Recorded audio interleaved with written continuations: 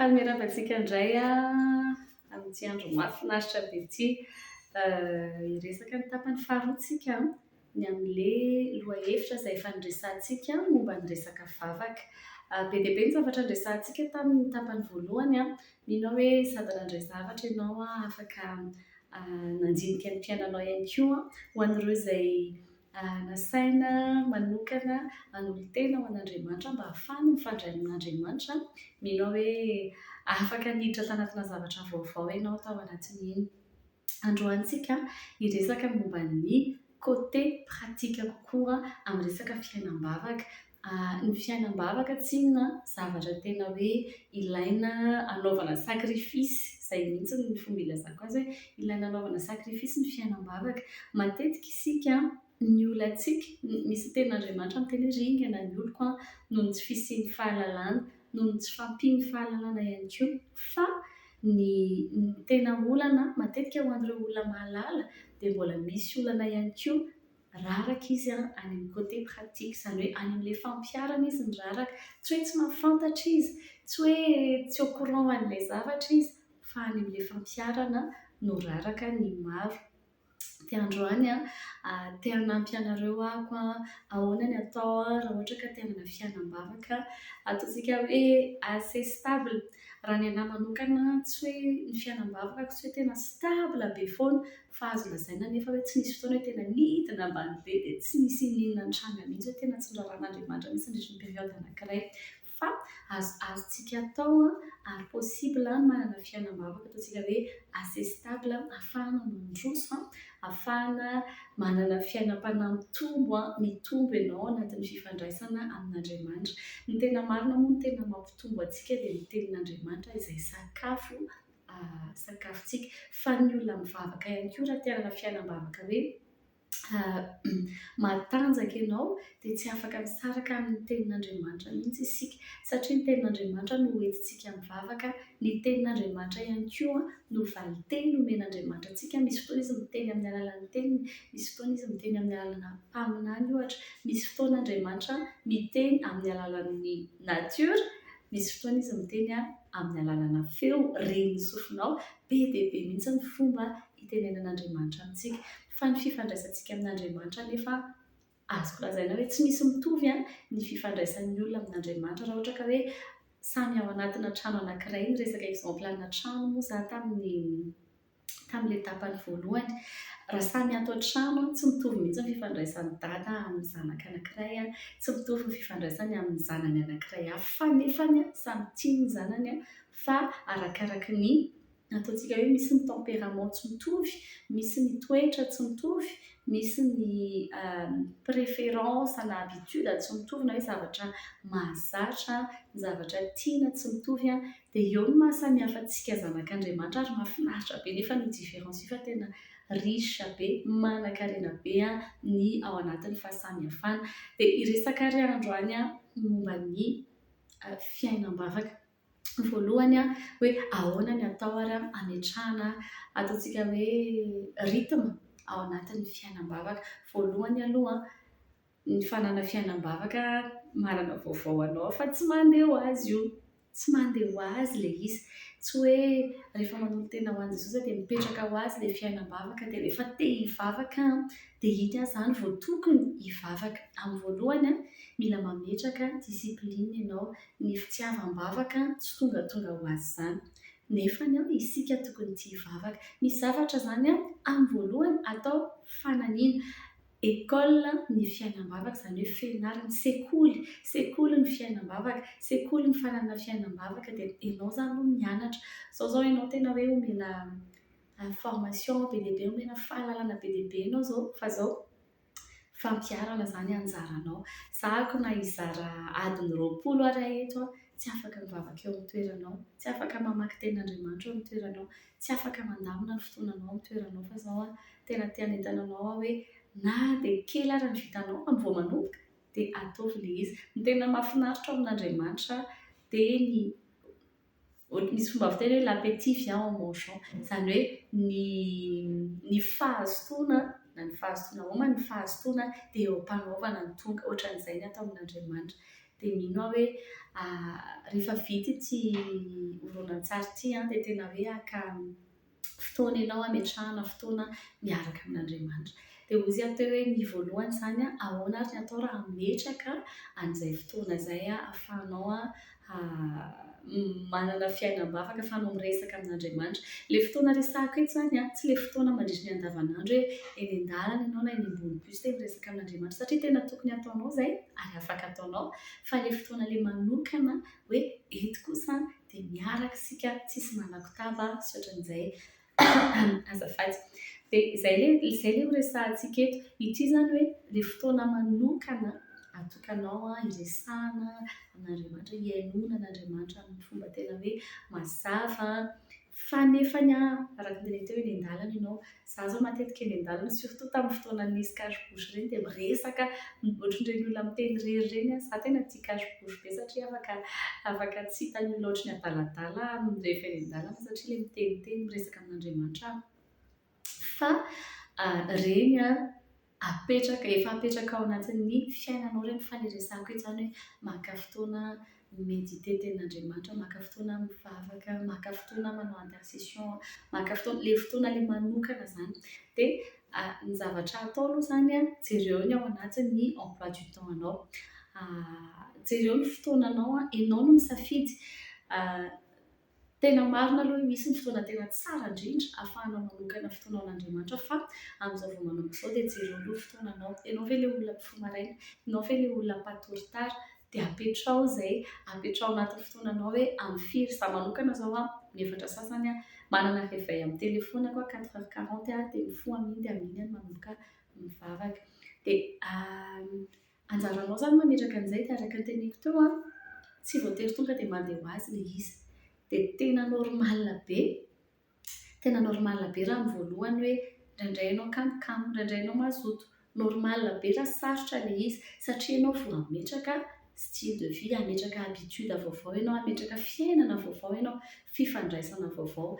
Dia normal be misy zavatra miova ao anatin'ny emploi du temps anao, ohatran'ny hoe fotsiny hoe raha nahazo namana vaovao ianao, na hoe nisy olon-tiana tafiditra tao anatin'ny fiainanao, napiditra olon-tiana tao anatin'ny fiainanao ianao. Normal be mihitsy raha miova ny emploi du temps anao. Ianao izany tsy afaka hiaina ohatran'ny tsisy anazy nefa misy anazy. Dia ohatran'izay ihany koa raha te hanana fifandraisana tsara amin'Andriamanitra isika dia tsy afaka miaina ohatran'ny olona tsisy an'Andriamanitra. Tsy normal izany hoe zanak'Andriamanitra dia tao anatin'ny iray andro izy tsy mifandray tamin'Andriamanitra mihitsy, tsy mitariha ny fanahin'Andriamanitra izy tao anatin'ny iray andro, nefa hozy ny tenin'Andriamanitra hoe izay tarihan'ny fanahin'Andriamanitra ny atao hoe zanak'Andriamanitra. Tsy normal izany. Ary maika moa fa hoe herinandro ianao tsy nandray baiboly.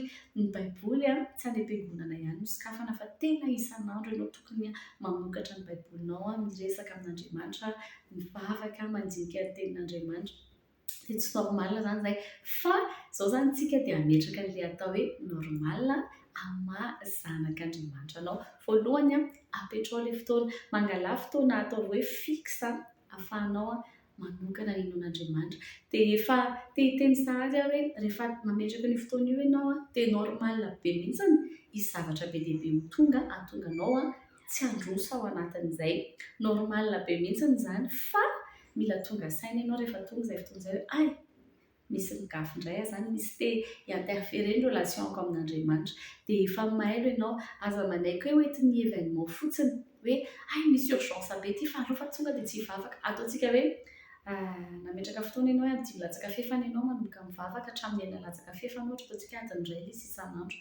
Dia nefany misy olona tonga tapaka amin'ny 9 hoe misy programme tapaka dia avelanao indray Andriamanitra dia lasa ianao manao an'iny zavatra iny. Fa tokony ataonao izany ianao mihitsy mbola tsy mitranga ilay olana, mbola tsy mitranga ilay problème dia efa midesidenao hoe ninona zavatra mitranga amin'ity lera ity dia izay sy Andriamanitra no tompon'ity fotoana ity fa tsy manao zavatra hafa, tsy mieritreritra zavatra hafa, tsy manao zavatra hafa, tsy lasan'ny zavatra hafa ny attentionako.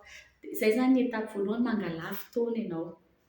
Normal be manano sarotra izy, mikavivianao voalohany Satria zavatra mbola vaovao fa te hampahery fa tsy irery ianao. Amin'ny voalohany ianao indraindray tsy à l'aise, amin'ny voalohany ianao sarotra be ilay hiala am-pandriana, indrindra fa rehefa ririnina sarotra be no mifoha rehefa ririnina, fa izao ataovy masaka ao an-tsainao hoe ny fifandraisako amin'Andriamanitra dia ambony hatsiaka, ny fifandraisako amin'Andriamanitra dia ambony ataontsika hoe ny hakamoana, ambony aretina. Za misy fotoana na marary ary dia aleoko mitsangana mi-honoré ny fotoanako miaraka amin'Andriamanitra. Misy olona miteny hoe Andriamanitra mi-comprendre, fa zako tsy mi-comprendre ny aretina, fa za mi-comprendre ny relationako miaraka amin'Andriamanitra, dia asiako lanjany kokoa ny fifandraisako miaraka amin'Andriamanitra.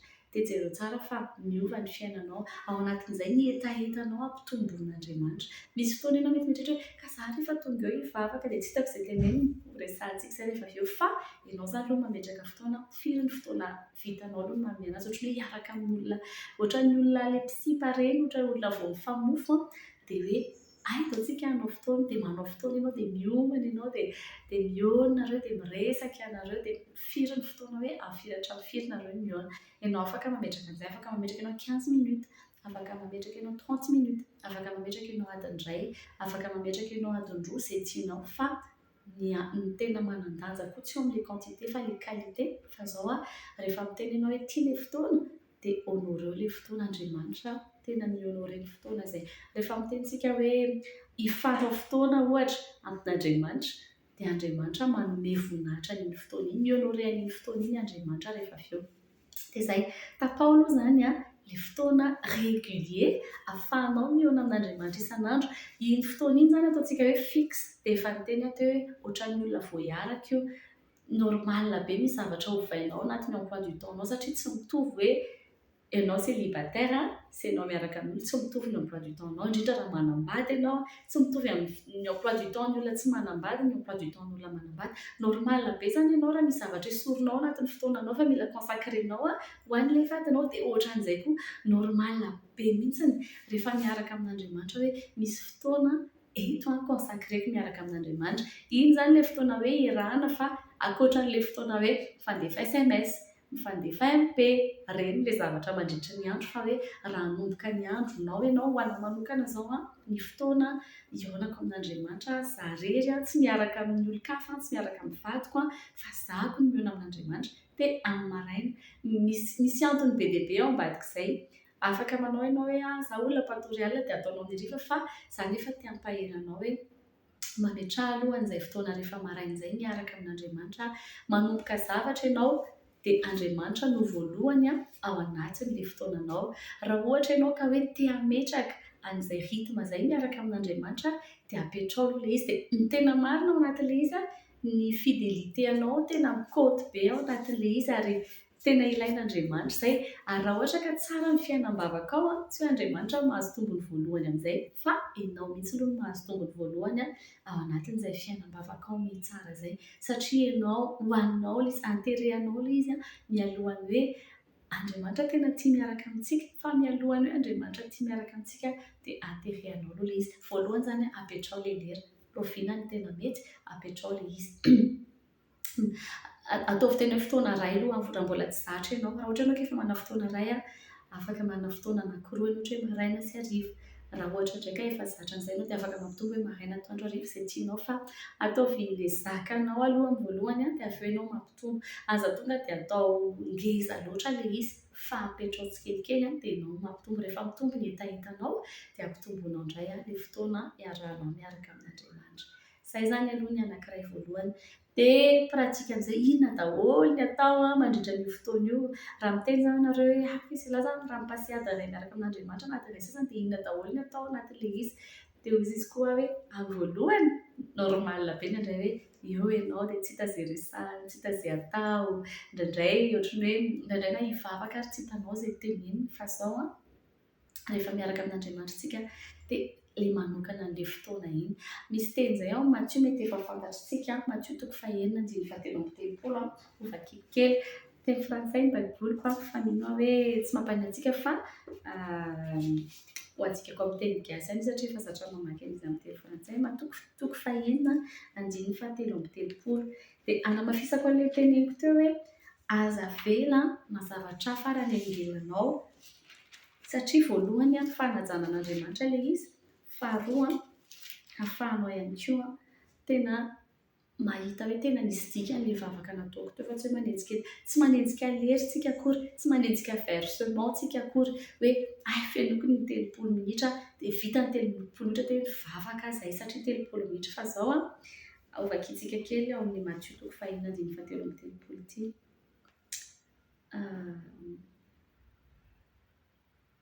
Cherchez premièrement le royaume et la justice de Dieu, et toutes ces choses vous seront données par-dessus.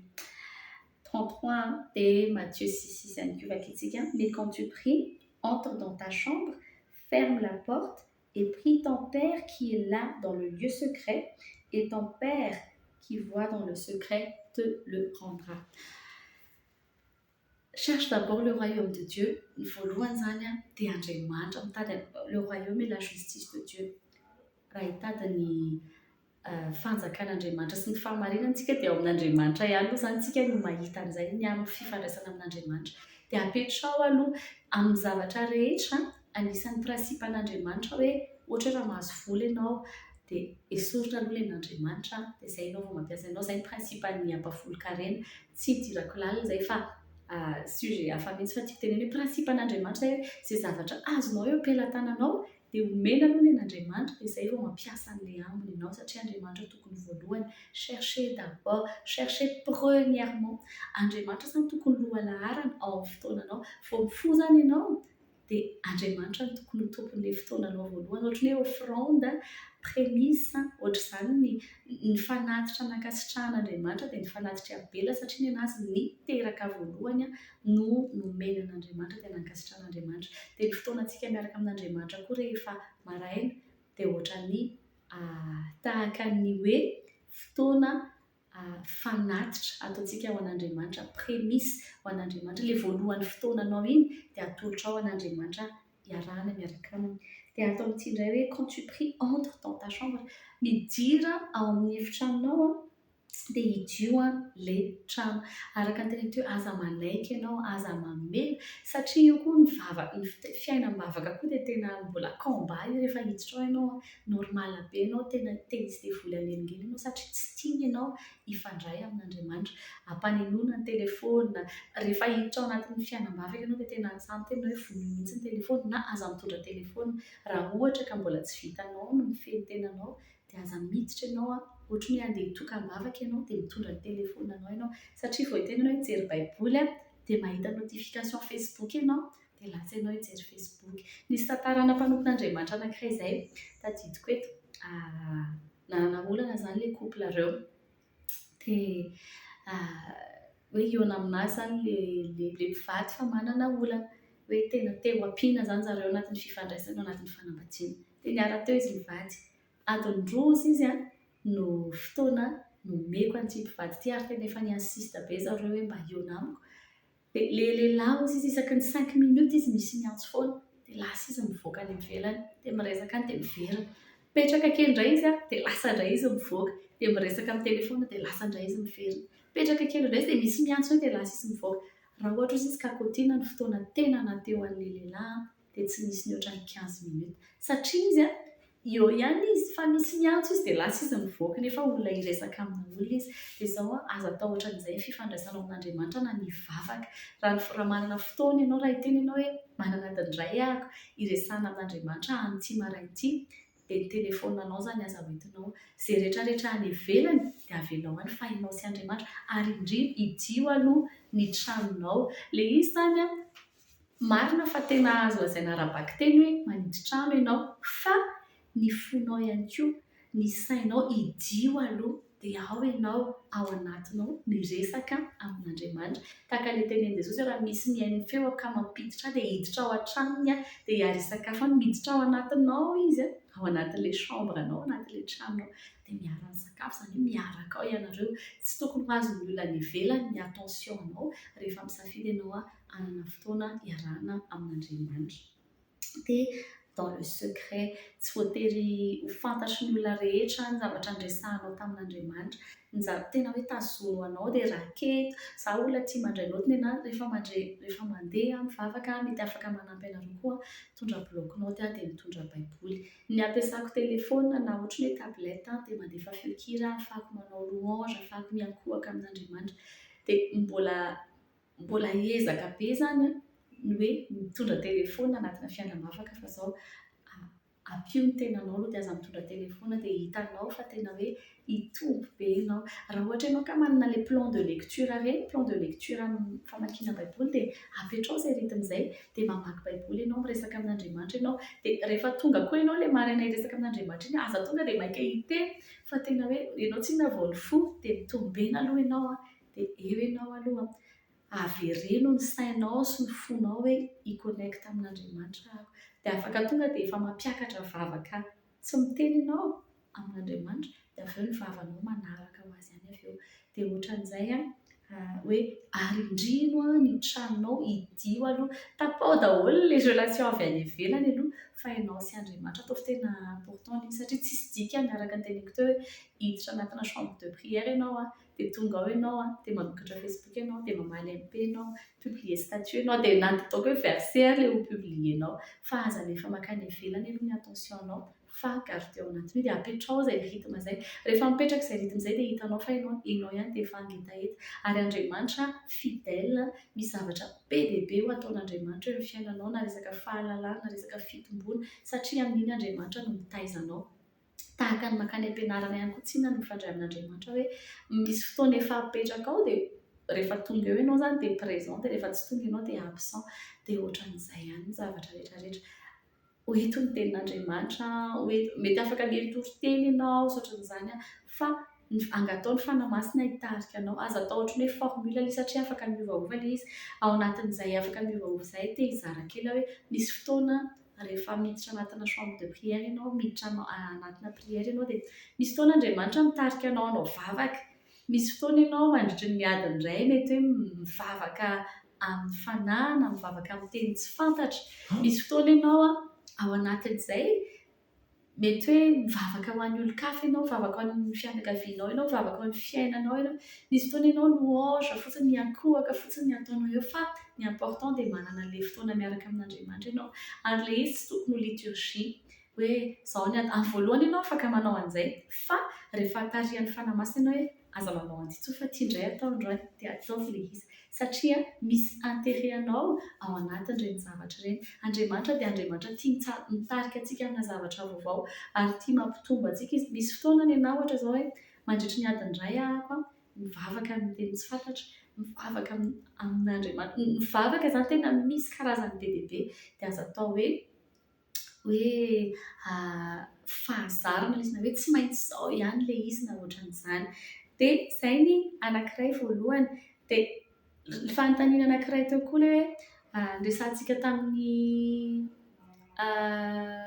vidéo teo aloha hoe ahoana moa izany raha ohatra ilay tena manamely tena be ilay tsy te hanatona an'Andriamanitra mihitsy ilay hafahafa be raha ohatra ka izao no manatona an'Andriamanitra. Dia ny tenin'Andriamanitra miteny hoe manatona dia ny sasaha aloha. Eritrereto ilay tabernakely iny rehefa hanatona an'Andriamanitra tsika dia tena mila madio aloha satria ny fahamasinan'Andriamanitra, Andriamanitra masina dia ny fahamasinan'Andriamanitra tsy afaka ampifangaroana amina zavatra maloto dia azontsika atao mihitsy. Tsika izany tsy voatery hoe tonga dia miditra dia hoe satria nosy ny baiboly hoe fisaorana aloha dia misaotra ahako, tsy ohatran'izay fa hoe jereo aloha ny tenanao aiza ho aiza ny misy anao amin'izao fotoana izao. Mila mandro ve za, mila misasa ve za, mila madio ve za makeo anatrehan'Andriamanitra dia ataovy aloha izay mifona ohatran'ny olona hoe raha ohatra ka tsy tapaka ny fifandraisana dia mila miresaka aloha, mila mifona dia mampifandray indray dia miverina indray ilay fifandraisana dia mitohy ihany ny fifandraisana ao anatin'ilay izy. Dia matoantsika misy fanamelohan-tena na ohatran'izany dia jereo tsara hoe misy zavatra tokony amboariko ve, ny feon'ny fieritreretana na conscience-ako ve mbola tsy mipetraka tsara mahatonga ana tsy à l'aise raha hivavaka satria tsy afaka hameno lera fotsiny koa tsika araka ny teniko teo hoe tsy hoe manenjika versement ilay mivavaka fa fotoana ahafahanao miaraka amin'Andriamanitra ary be dia be tena be dia be ny harena izay raisinao, harena ara-panahy izay raisinao amin'Andriamanitra ary harena tena mivadika harena hita maso izy rehefa avy eo fa manova ianao amin'Andriamanitra dia ataovy important izay fotoana izay hoe izay no ataonao voalohany. rehefa mandray manana fotoana ianao dia omeo an'Andriamanitra ny fotoananao voalohany, mandray vola ianao omeo an'Andriamanitra ny ampaham-bolanao voalohany. Horesahako kely ty teniteneniko ty teo hoe conscience pure manatona an'Andriamanitra amin'ny Hébreux 10:22 afaka jerentsika kely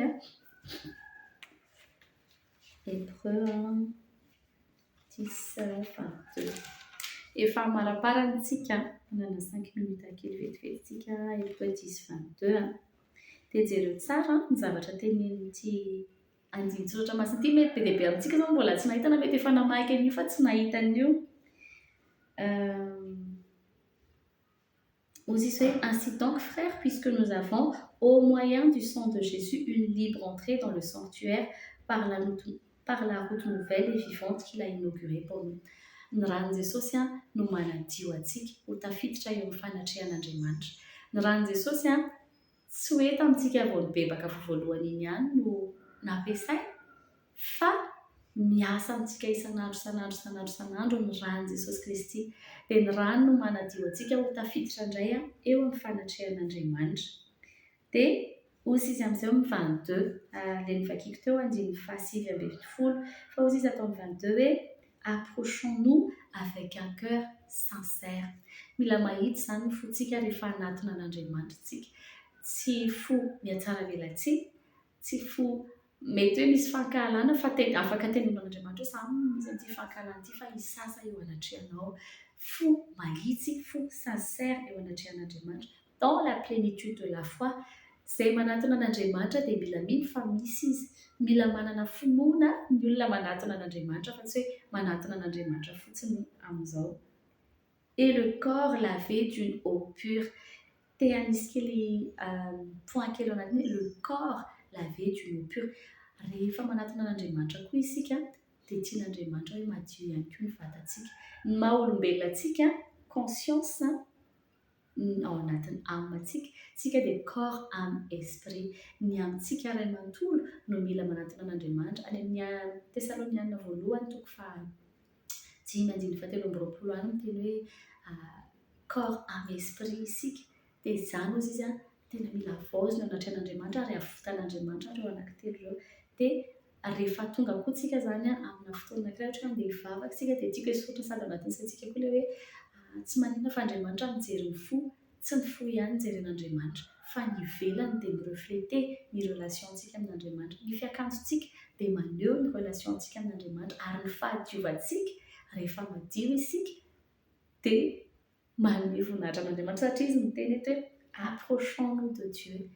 Raha anatona an'Andriamanitra zany tsika dia mila madio ny fisainantsika, madio ny âme-ntsika, madio ny fanahintsika, fa mila madio ihany koa ny vatantsika. Dia andaontsika hankafy hikarakara ny tempolin'Andriamanitra ao anatin'izay. Nataoko ho anatina fonoteny izay satria fantatro hoe important be. Dia ao am-pamaranana horesahantsika kely vetivety ilay karazana vavaka. Rehefa miaraka amin'Andriamanitra tsika tsy monotone zany fiarahana amin'Andriamanitra. Misy fotoana ianao mety ny vavaka ataonao manavotra olona any Ukraine ohatra, olona izay tany nondoza efa niaina zavatra ohatr'izany tsy tantaraiko ilay témoignage satria mety tsy ampy fotoanantsika fa hoe misy fotoana ianao ataon'Andriamanitra mivavaka ho ana olona na tsy fantatrao na olona fantatrao fa any lavitra anao fa andao anekitarian'ny fanahy masina. Dia tiany hamaranako azy be dia be ny karazana vavaka, misy intercession, misy supplication, misy ny combat spirituel, misy koa ny louange koa vavaka, ny adoration, fiankorofana koa dia vavaka, misy ny vavaka mangataka, misy ny vavaka fiderana, misy ny vavaka eo ianao mihaino an'Andriamanitra fotsiny dia Andriamanitra, misy koa vavaka dia mangina hoe mangina ianao dia avelanao Andriamanitra hiteny aminao, hiteny ao anatin'ny fanahinao. Ny important dia Andriamanitra miteny aminao koa. Tena ataoko hoe matiantoka raha ohatra ka niditra anatina vavaka ianao anatina 1 heure fa ianao foana no miteny fa Andriamanitra tsy miteny taminao. Fa atovy azo antoka hoe miteny taminao Andriamanitra, nandre ny feoany ianao, nandray toromarika avy any aminy ianao. Efesianina 4:9-12 tiany hamaranako azy hozy izy hoe faites tout temps par l'esprit. Rehefa mivavaka tsika dia amin'ny fanahy hozy ny tenin'Andriamanitra hoe misy fotoana izy mivavaka amin'ny intelligence koa fa mivavaka amin'ny fanahy ihany koa fa hozy izy hoe en tout temps par l'esprit toutes sortes de prières et de supplication. Karazana vavaka sy karazana supplication. Ny vavaka efa andresako teo, ny supplication indray dia zavatra mifanaraka amin'ny teny fampanantenan'Andriamanitra, ny promessin'Andriamanitra. Mangataka hitrangan'ny promessin'Andriamanitra ianao, dia ireny promesse ireny zavatra efa noteneniny, zavatra ataontsika hoe droit-nao amin'ny fanjakan'Andriamanitra ireny. Veillez à cela avec une entière persévérance et prier pour tous les saints. Rehefa mivavaka ianao, misy persévérance ilainao, efa araka ny teneniko voalohany hoe normal be mihitsiny, indraindray ianao mahatsapaka amiko, normal be mihitsiny io téléphone-nao io mety haneno tapika io fa zao mangala discipline dia mangala persévérance ao anatin'ilay izy. Misy fotoana raha ohatra hoe te hifo azy zao nefa mahatsapa ohatra hoe kamokamo dia tena zay ilay mipersévérer dans la prière, misy effort atao ao. Ny vavaka dia araka ny teneniko anareo tsy hoe mandeha ho azy dia tsy hoe te hivavaka foana vao hivavaka. Raha ohatra ka andrasana hoe ianao te hivavaka vao mivavaka dia mety tsy hivavaka mihitsy ianao angambany, fa apetrao ilay discipline dia ao anatin'ny Andriamanitra mitarika anao, dia apetraka eto hoe tsy discipline tsy religiosité fa Jesosy tena nanana discipline. Indraindray mantsy misy olona miteny hoe religiosité be zany ohatry ny hoe fa tena relation nefa ny fanajana n'ilay olona mifandray aminao, hoe manana fotoana régulier ianao miaraka aminazy ianao sy izy rehetra ohatran'izany. Dia tiako nareo handinika misy an'ireo tenyreo tena dia fantapitra sady ny telopolo minitra fatin'io ireo teny ireo ary indrindra ny tranonao manaova karazana vavaka, manaova karazana fifandraisana amin'Andriamanitra, ary rehefa manatona an'Andriamanitra dia mila madio tsika, conscience pure et le corps lavé d'une eau pure aussi. Dia izay indray ny pratika izay afaka nifampizarako tamintsika. Ao anatin'izay afaka mitrandraka ianao, fohy kely ny fotoanantsika fa anjaranao no mitrandraka ny ambiny, mametraka fotoana dia avy eo ianao miainga. Ny important dia ianao fidèle amin'ny zavatra nekenao io anatrehan'Andriamanitra. Tsy voatery hivavaka adiny telo ianao, fa raha ohatra ka 15 minutes ary ny fanaranao amin'Andriamanitra dia atao ilay 15 minutes, fa izy nareo sy izy ihany dia efa mifanaraka hoe andao mba atao 45 indray dia nareo ihany dia efa mifanaraka satria ianao te hipase fotoana miaraka aminazy. Dia tahin'Andriamanitra manokana ianao dia ny fiainam-bavaka ao tena fiainam-bavaka tanjaka, tena hoe ho tahaka ny an'i Jesosy Kristy izay tena hoe nazoto mivavaka, mandeha izy vao maraina mankany an-tendrombohitra, mandeha mitokana, miala misitaka ny olona izay mety hoe mi-interférer ohatran'izany, fa ny vavaka ataoko aminao ho anao dia tena hoe ho stable ny ianao, tsy voatery hoe tsy miova be fa nefa tsy ao anatin'ilay karazan'olona ianao araka ny teneniko teo hoe tena herinandro ianao tsy mivavaka, telo andro ianao tsy nandray baiboly, dia eny anie tsy ho amintsika izany fa tena hoe olona mangetaheta foana an'Andriamanitra ianao. Samy hitahin'Andriamanitra.